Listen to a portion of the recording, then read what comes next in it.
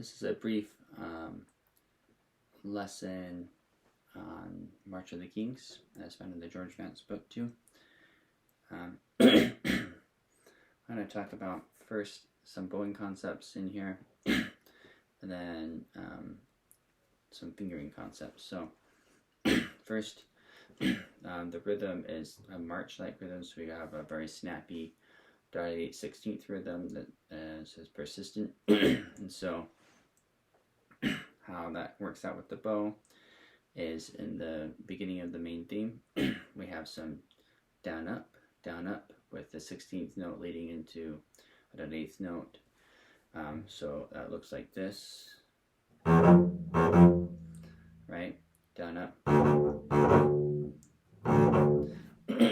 And just glancing over, I think that mainly, if not exclusively, happens in that figure. So this opening figure. Down up, down up. Then a lot throughout this piece is an up down 16th note leading into a quarter note. So it'll look like this. So in the opening figure, it's DA. So here's the opening figure again.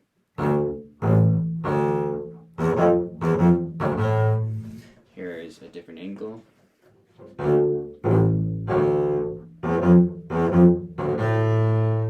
Right? And then we also have the up down later in measure 4. Up down there. And then again measure 8, right? Then we have our kind of a secondary theme going on, measure 10. Up, down, up. The hooked bow there. Also up, down, pretty much. Now, whenever we have a 16th note, it's going to be an up bow leading into a down bow. That's without exception. And then the only other time is we have the down up is when we have the theme. So when we go into the thumb position, same deal. Down up, down up, up down. So that's the bowing thing.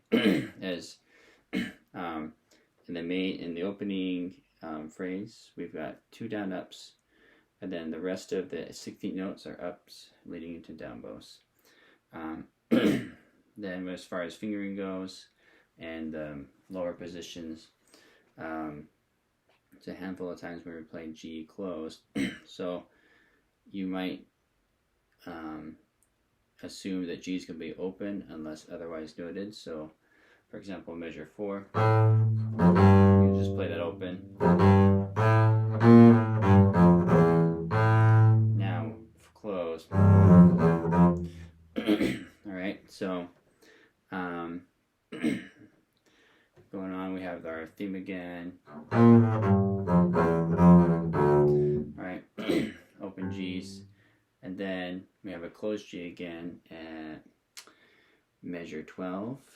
So we've got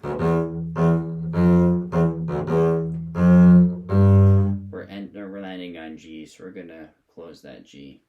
1, 4. So that's measure 12 I just played, and then we're gonna stay there. Back to first position.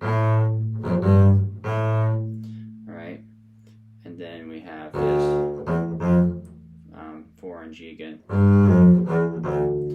We're landing right on the beat, so that's maybe why, and we're also slurring, so that could be why we're doing our 4 on G. Then 4 on D. Alright. So that's where we're going to opt for closing the notes instead of playing the open string. Besides that, it's, you can, I guess you can take the fingering from before, That's measure 16. You you can play that closed as well because it's the same figure as before in measure 12. So